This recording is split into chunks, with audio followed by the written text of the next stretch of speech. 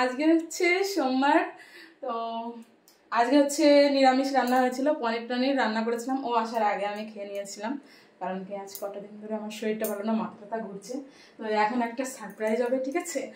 চোখ বন্ধ করো, চোখ বন্ধ করো, একটু খুলবা না, একটু খুলবা না, একটু খুলবা না।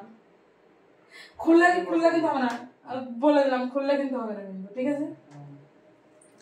চলো, খুলবা না চোখ, বাবু চোখ খুলো না।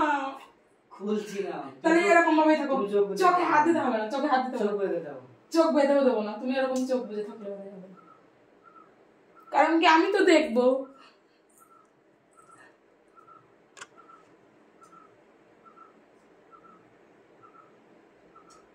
কতক্ষণ?